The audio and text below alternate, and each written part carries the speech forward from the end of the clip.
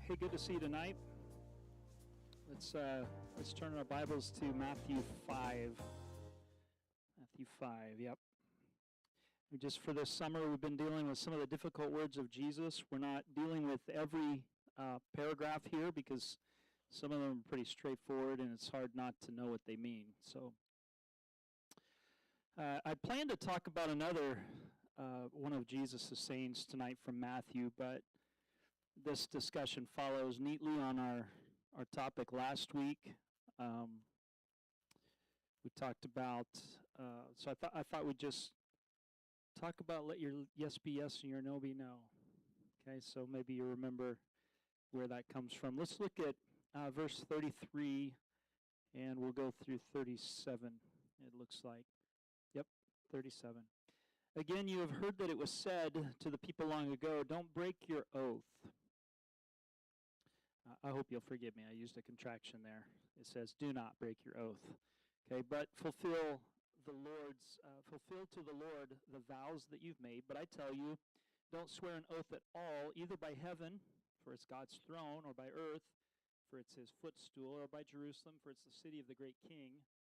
And don't swear by your head, for you can't make even one hair white or black. All you need to say is simply yes or no. Anything beyond that comes from the evil one. All right, we're gonna talk about this. I was thinking about this, and I remember getting taught this principle really early in life. Kids want to convince their friends of something, and they say things like "I promise" or "I swear." Or I even hesitate to say it, but I swear to God. Sometimes they say that, or pinky promise. Somehow cross my heart and hope to die. Yes. Any other oaths that you can know of? Cross my heart and hope to die. Isn't there another part to that? Stick a needle in my eye. That's right. That's the worst part of it all. So, like, if I don't fulfill this, then may all those things happen to me. And nobody means it, but they say it. And I think I must have said something to my brother. He was still living at home, which means I was probably 5 or less. And I said something like, no, I promise. And he said, Luke, you shouldn't say that. I'm like, I'm just like 5-year-old. I don't know that I was ready for a deep exposition of Scripture, but he said, we don't need to say things like I promise. Just let your yes be yes and your no be no. And I think probably through my growing up years, I heard other times, I would maybe say, it wasn't how our family talked, but I must have picked it up from somewhere else. I swear this, or I swear that. And or I swear to, yes. And Mom would, I don't know that I ever said that one, at least not in front of my mom, but she would say, you shouldn't say that, and be quick to get on to me about that. The words swear and swearing usually mean something different in our day. What do we usually mean by that when we say swear or swearing? Vulgar language? Anything else? Offensive language? Things that are profane? Okay, and usually something that's expressing anger.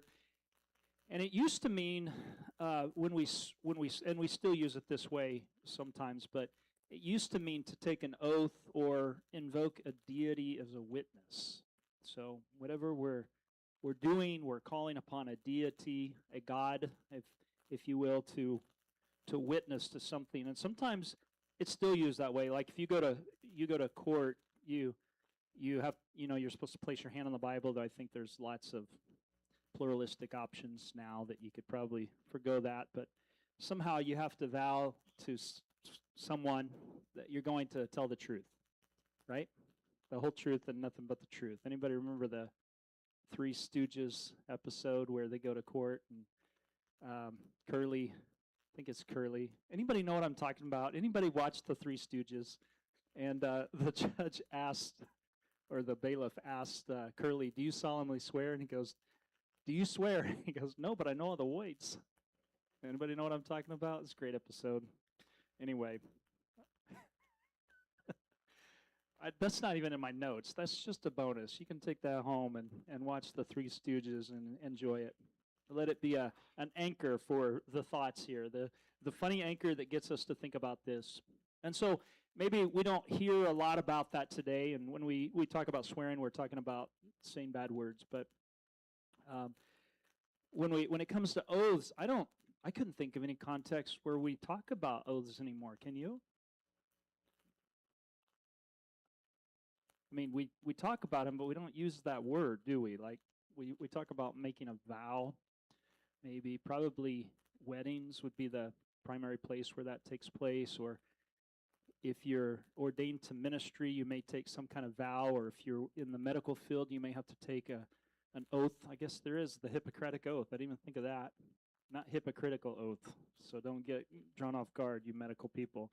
It's then there's what was the other one that you mentioned? Lynn, did you mention one?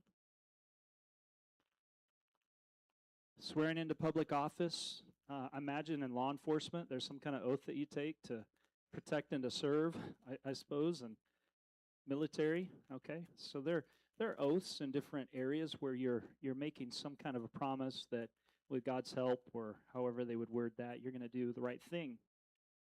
And so, but largely in our culture, that's not a very common thing. Not like it was in Jesus' day, where people did swear lots of oaths. And it's because I think maybe one of the reasons we don't hear about it as much is because taking God seriously is on decline in our culture. And so who do you swear by if you can't swear by somebody greater than yourself? And if you're going to swear by yourself, why not just use your words honestly? But I think a lot of people don't. Or is it because maybe words don't mean as much as they used to mean? That's a possibility too, is that words don't mean what they used to mean, except out of fear of litigation. Some people don't want to get caught up on their words because you might get sued, and that's a very real possibility. And I think this passage matters even more because the point's the same. And let's just consider this for a moment, because Jesus is arguing about the excess of oaths, and maybe in our day, the problem is that we don't take oaths seriously or words seriously like we should. Both sides of this are affected by the same problem, that both the religious culture and the non-religious culture, is that if words don't have fidelity, if they don't have integrity with them, where does that put us as a culture? Have you thought about that? Think about this. Like if there's no fidelity in their words and our bonds all break down. And so without integrity, who can we trust? Right? Who can we trust? It affects home. Right? Moms and dads lie to each other, and moms and dads lie to their kids, and even the most sacred oaths are broken. Where does that put us? It affects community. We can't rely upon the truthfulness of our neighbors and the people around us, and in business and in government and in church. And if people can't feel that they trust each other, why would they feel that they should trust God? Don't you see kind of a slippery road of cynicism here? Is that if we're living in a culture of distrust, it's going to be even harder to trust God. And I think this is a devastating thing if kids can't trust moms and dads. I think in a lot of ways makes it really hard for them to trust God. It's not that can't happen. God can do amazing things, but I think all of these things break down. So the Bible takes oaths seriously. Okay, so I want you to think of this verse. You don't have to turn there, but if you want to write it down or think about it as we read it here. Jesus says this later on in Matthew 12, but I tell you that everyone will have to give an account on the day of judgment for every empty word that they've spoken. For by your words you'll be acquitted, and by your words you'll be condemned. Okay, so words are important, and they need to match our lives. Let's talk about the old standard. Okay, first, the old standard. Jesus says in verse 33, look at that with me again. It says, again, you've heard that it was said to the people long ago, don't break your oath, but fulfill your vows that you've made to the Lord. Okay? Fulfill your vows. So this does happen even if we don't call them vows, even if we don't call them oaths. Have you ever told God that you would do something? Have you ever promised to God that you would do something, or promised somebody else in God's name that you would do something? This same standard follows.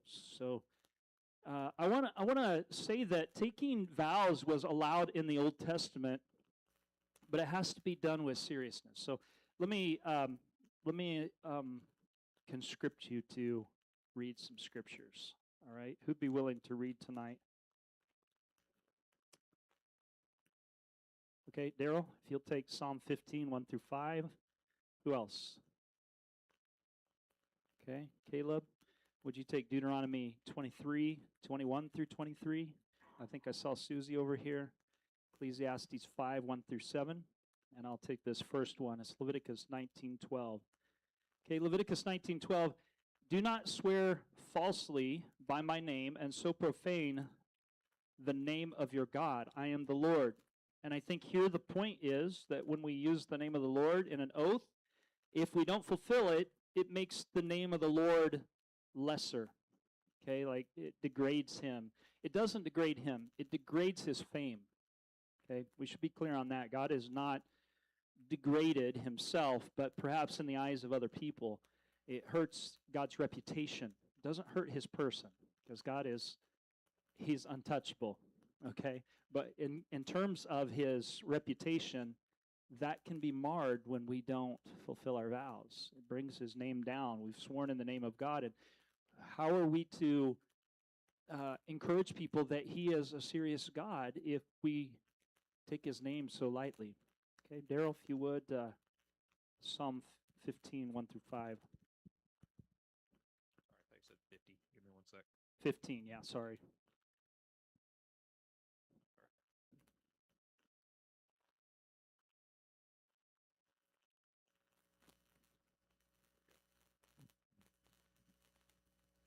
Lord, who may dwell in your sacred tent, who may live on your holy mountain, the one whose walk is blameless, who does what is righteous, who speaks the truth from their heart, whose tongue utters no slander, who does no wrong to a neighbor, and casts no slur on others, who despises a vile person but honors those who fears the Lord, who keeps an oath even when it hurts and does not change their mind, who lends money to the poor without interest, who does not accept a bribe against the innocent.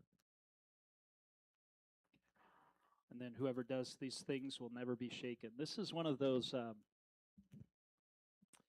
these are one of those presence psalms. You remember Psalm 24, who can dwell in the Lord's holy hill, who can be in his presence? They who have clean hands and a pure heart, who've not lifted up their soul to an idol. This is one of those. This is like describing those that can have God's presence about them. And the one that I'd really like us to notice here is in verse 4 when it says, who keeps an oath even when it hurts. The KJV has something like swears to his own hurt, something like that.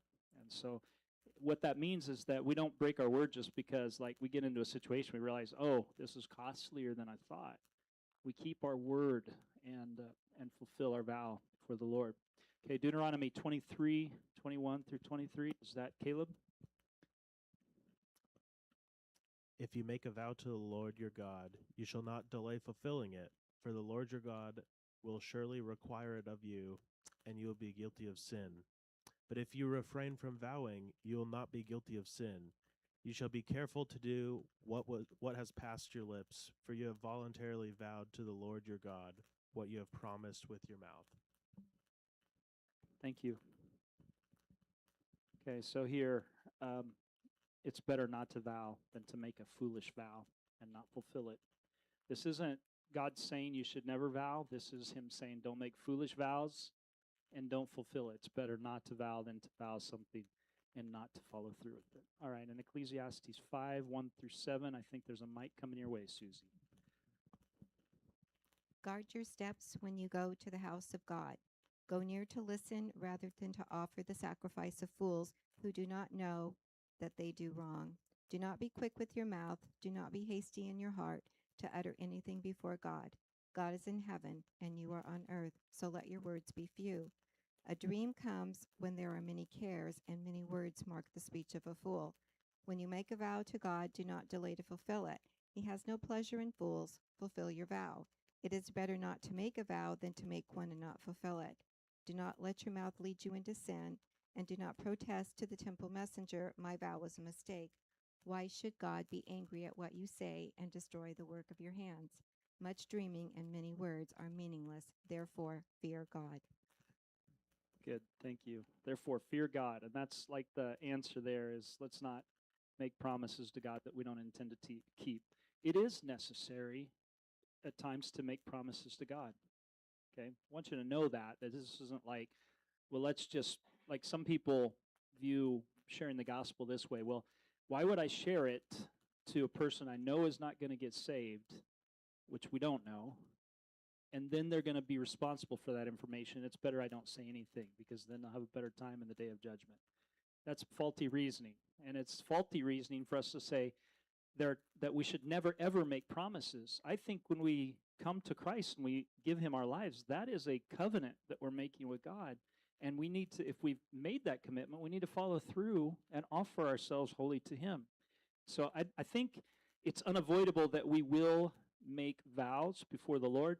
But the thing that this is warning us against is making foolish vows, making commitments to God that are foolish commitments where we've not thought about it, we've not counted the cost, we've not, what is it in where Jesus talks about a man going to war and he like counts how many soldiers he has, or a man's building a tower, does he not step back and count the cost ahead of time? We need to be serious about it. And then when we do give to the Lord a vow, we should fulfill it. Okay? So a good example of that actually being done, we don't know about the fulfillment, but we do know of the vow, is Zacchaeus. Do you remember Zacchaeus? When Jesus came to his house, and like all of a sudden he must have come under conviction. He says, Lord, it's good that you're here, and if I've stolen anything, I'm going to pay it back 4 times, right? He's offering to him that he's going to do this thing. And Jesus doesn't say to him, you shouldn't make those kinds of promises. What he says to him is, the kingdom of God has come to this house this day. And so he recognizes there's good promises, but at the same time there are bad promises. Swearing oath was allowed under the law. In fact, it may have even been required in some circumstances. So what reasons are there that you can think of for swearing an oath? Yeah, Dean? Marriage. Okay, you're pledging your life. Okay, it's supposed to be a covenant relationship, isn't it? Like there's a promise. I always think of, like, maybe this isn't the best way to look at it, but on your best day, when you're most in love, all the emotions are there. And like there's no screaming kids, and there's no like bad hair and bad breath and all the things that are part of the marriage life. Anybody know what I'm talking about? And both woke up on the wrong side of the bed. Okay. You're not feeling that way on your wedding day. On your wedding day, you're feeling like, I really love this person. And so on your very best day, you make the best commitment. And then your life follows through when it's not so glorious. Because there will be days when it's not so glorious. So that's a good example. So let's just say that you're vowing something to ensure promise. Okay? Is that good? Okay, when a vow is made as an oath before the Lord, you're binding yourself to a course of action, and if it's not done, then you bring yourself under scrutiny from the Lord. Okay, and there are places in Scripture where there may be allowances for breaking those vows, but the general principle is, if you make a vow before the Lord, don't break it. Okay. Number 2, I'm telling you my list. Tell me what you think is another reason, and then we'll talk about some other reasons. What other reasons are there for making a vow in Scripture?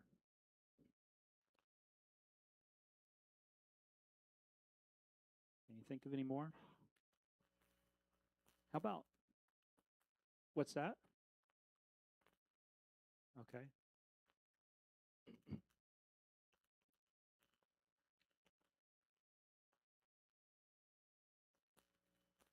Okay, so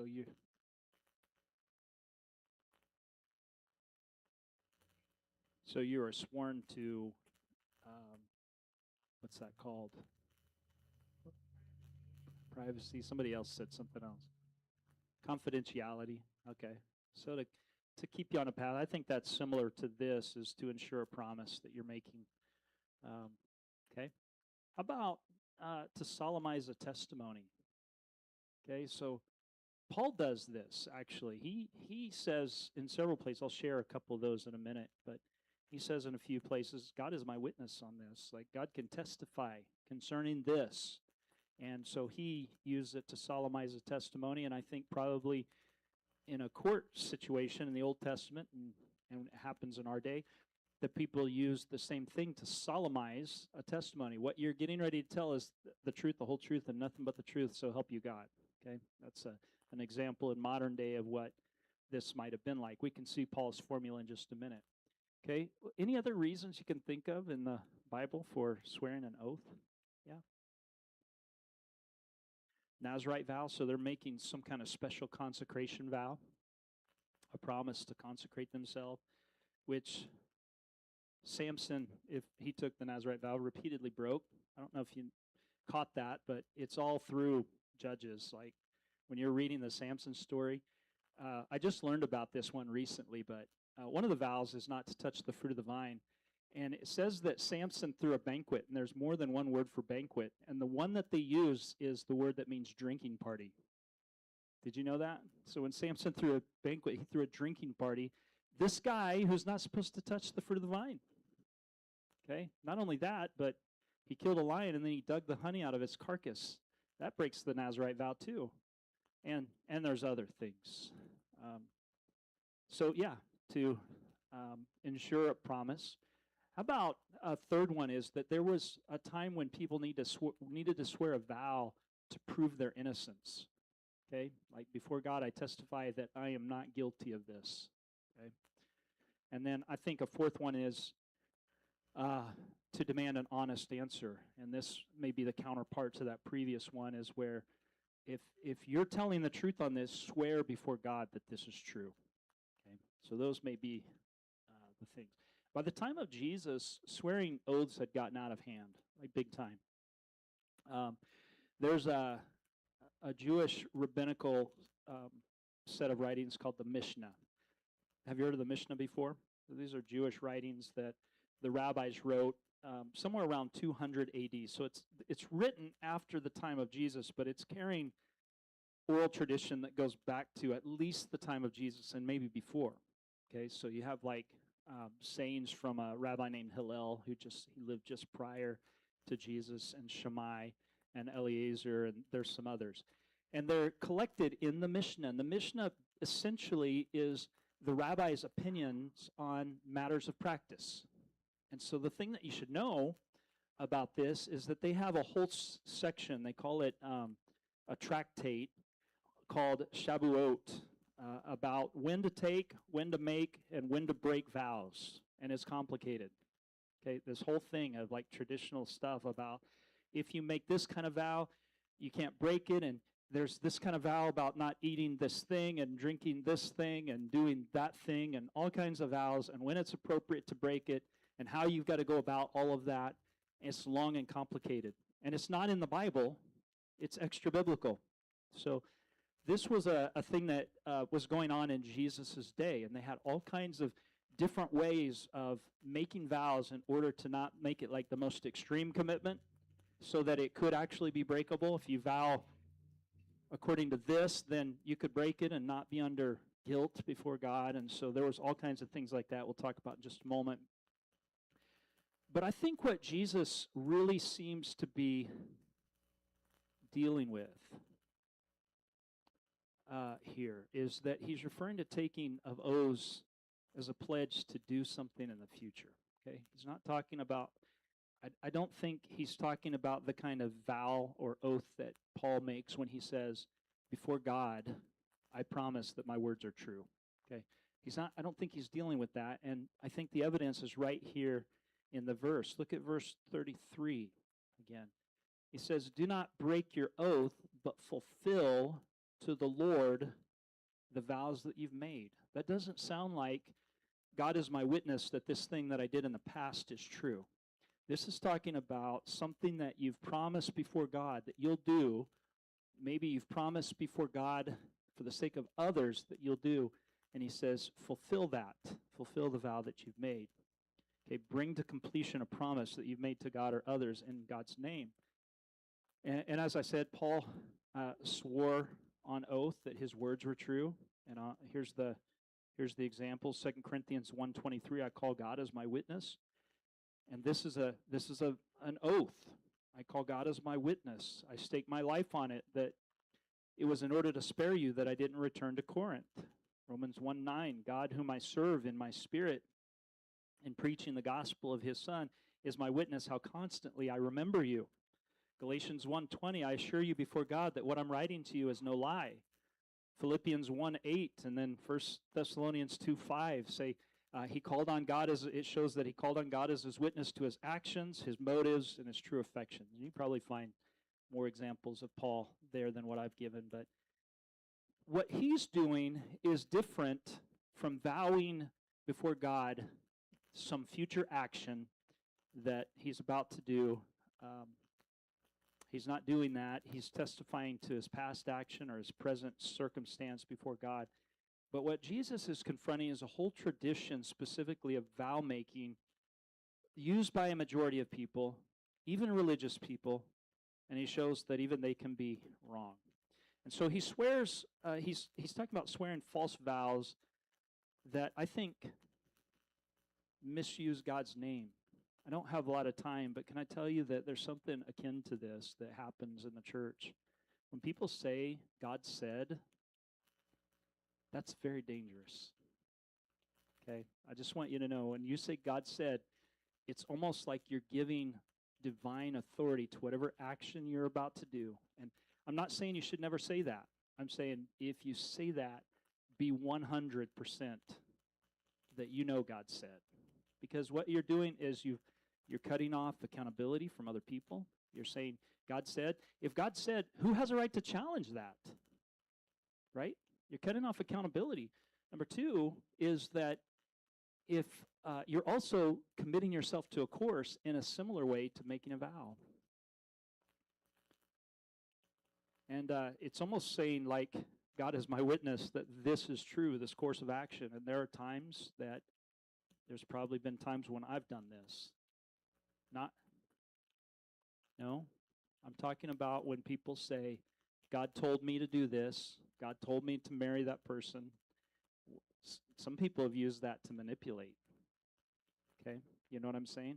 Or God has told me to do this particular thing and then not do it. God's asked me to give or told me to give in this way and then not to fulfill. Do you hear what I'm saying? Or God said to me that I need to read my Bible every day this year. Whatever it may be, if God hasn't said it and we don't do what we say that he said, then we have to ask the question, did God really speak? Okay? And if he did we flake out?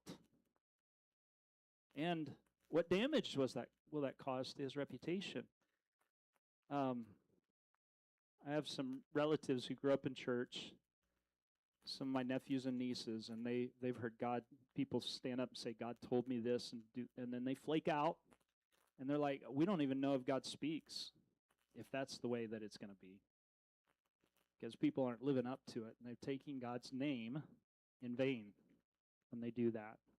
And so let me just use this section to soapbox for a moment. If God said, you shouldn't be ashamed to say God said. But if you don't know, be careful about saying that. It's better to say, I think I may have heard from the Lord on this, or it may be better just to say, this is the course of action and let it play out, rather than to bring God's name into it and to tarnish his name.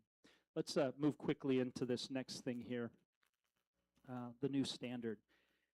This is the first thing that happens is sorry, I had it written here somewhere. Well, this second thing that happens here in this new standard is a departure from inconsistency. Okay, he's wanting to get rid of the inconsistency. Look at verse 34. I tell you, do not swear on oath at all, either by heaven, it's God's throne, or by earth, it's God's footstool, or by Jerusalem, for it's the city of the great king. And then he's going to say, or by your head. Okay, so Jesus uses the same formula that he did in 5:21. In fact, he uses this 5 times in Matthew. Okay, do you remember what it is? You've heard it said long ago, and then what? But I say to you, ego de lego. Remember? Ego my lego, if you need to use that to remember. And it's exactly that. But I say to you. And so he uses this formula 5 times. And here's the formula. You've heard it said, plus a traditional interpretation of some kind. Okay, so he's here, the traditional interpretation is, if you swear on oath, fulfill your vow to the Lord. And then the second line of that is, but I tell you, where Jesus gives a later reinterpretation, or he reapplies that principle in the way that God always intended it. So he uses that formula here. And this formula shows that this is one of the areas that the Pharisees and the teachers of the law were falling short.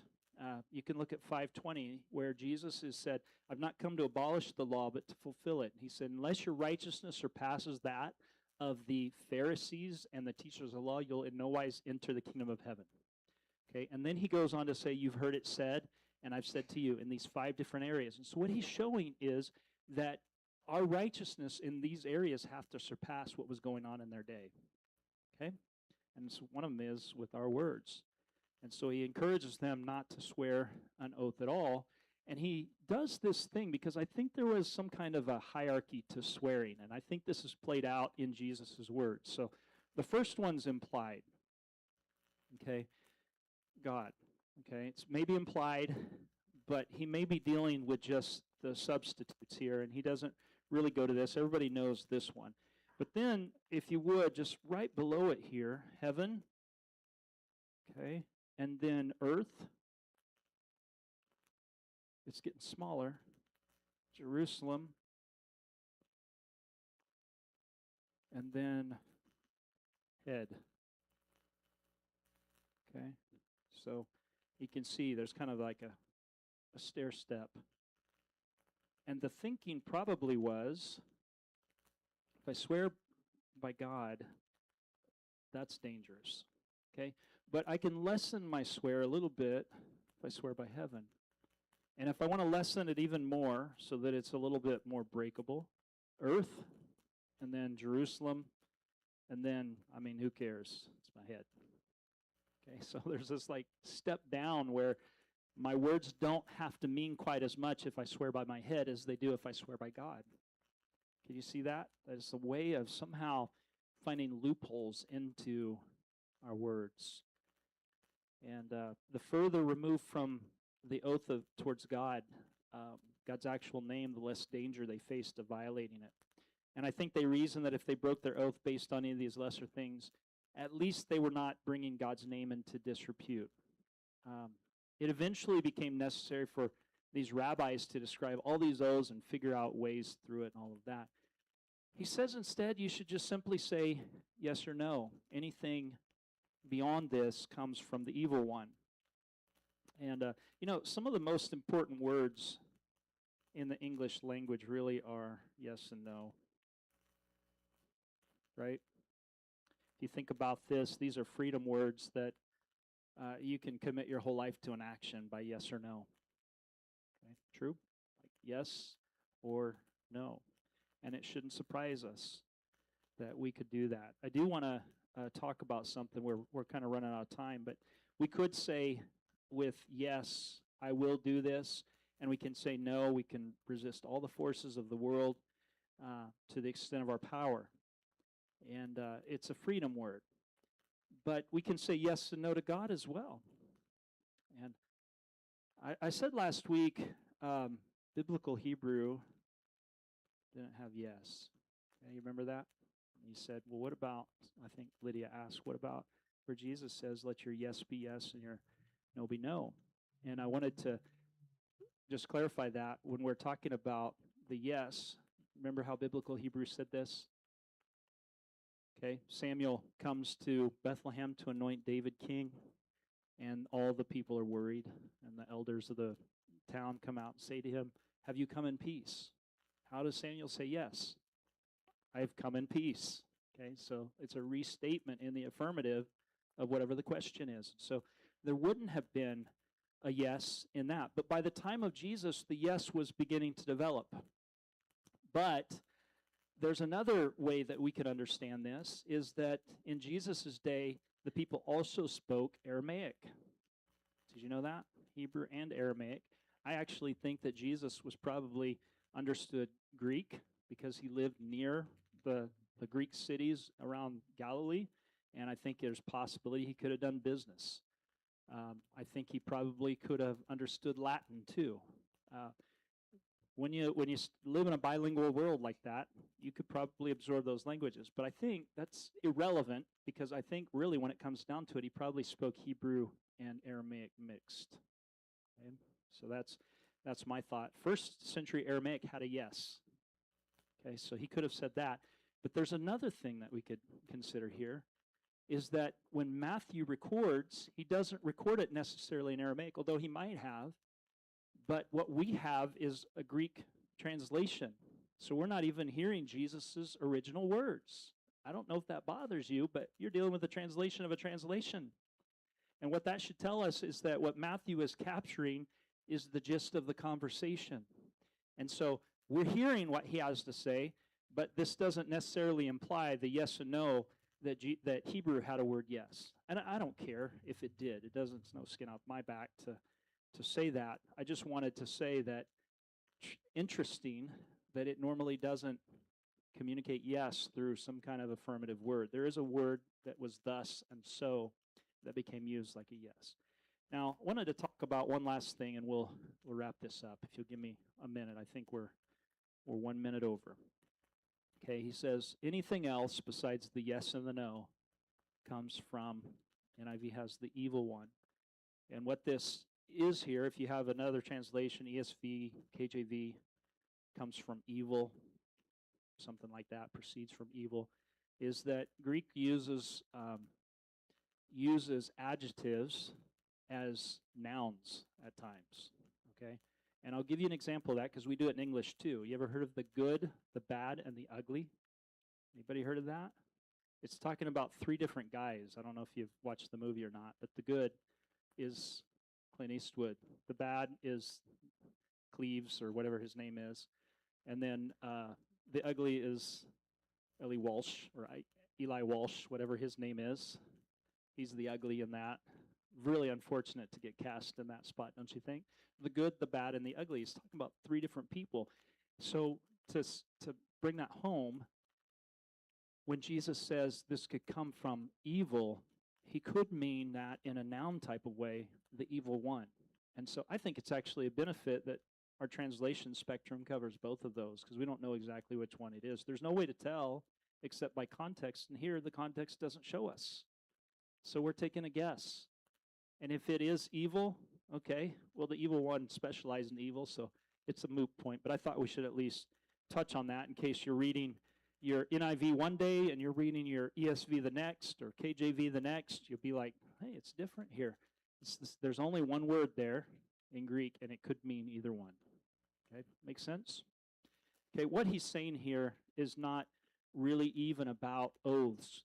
What he's really getting at here, it seems to me, is let your words be true and let them carry weight. You don't need to swear an oath if what you say is always true. You don't have to bolster your words with I promise or I swear if it's always true. If what you speak is the truth. And when you say yes, it's a yes. And you're going to put all your life behind it. You're going to swear to your own hurt in every yes. And in every no, the same thing. Then we don't have to take these kind of oaths. And that's what Jesus is really, I think, getting at here, is let your words have integrity. Thanks for your attention tonight. Let's stand. Yeah.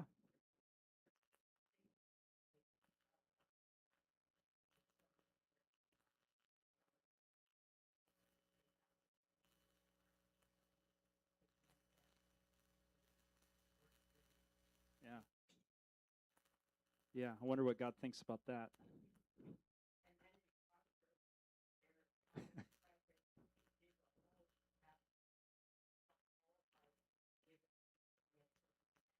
Yes, we don't have time to talk about politics tonight. Well, thank you for contributing, for your thoughts. Sorry we've gone over. Father, help us, Lord, to let our yes be yes and our no be no. And when it comes to being in your presence, to in that way of committing to you, to let our words be few and thought through, that we might honor and glorify your name. We pray in Jesus' name. Amen. Amen. God bless you.